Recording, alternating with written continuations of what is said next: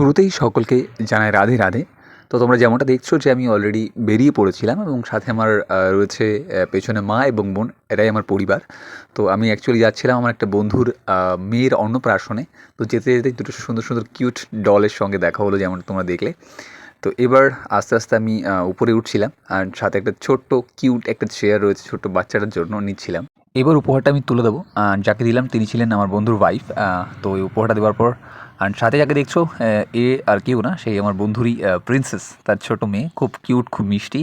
And তারপর পুরো যে অ্যাম্বিয়েন্সটা তোমরা দেখছো, খুব সুন্দর করে ডেকোরেশন ছিল, সাজানো চারিদিকে মানুষজন এবং আহ, অসাধারণ পরিবেশ, অসাধারণ অনুভূতি। সবাই চারিদিকে খাওয়া দাওয়া করছে। তো এবার আমাদেরও খাওয়ার পালা। তো সঙ্গে দেখছো মা এবং বোন বসে গেছে অলরেডি, এবার আমার বসার পালা। তো চলো এবার বসে সো ফাইনালি গাইজ আমরা একটু খেতে বসলাম, সাথে বোন রয়েছে এবং যে মা। তো চলো কিছু খেয়ে নেওয়া যাক, আর তারপর তোমাদের সঙ্গে কথা হচ্ছে। সো আমাদের খাওয়া দাওয়ার পালা শুরু হয়ে গেছে।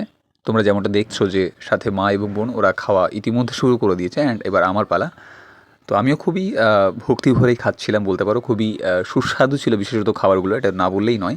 আর কেনই বা হবে না, কারণ যে বন্ধুটা যার বাড়িতে এসেছিলাম নিমন্ত্রণ পেয়ে, সত্যি বলতে সে খুব ভালো একটা ছেলে, খুব ভালো মানুষ বলা যায়। আর এটাই সেই বন্ধুরা যাকে তোমরা দেখছো, এরই মেয়ের অন্নপ্রাশনে আমরা গেছিলাম।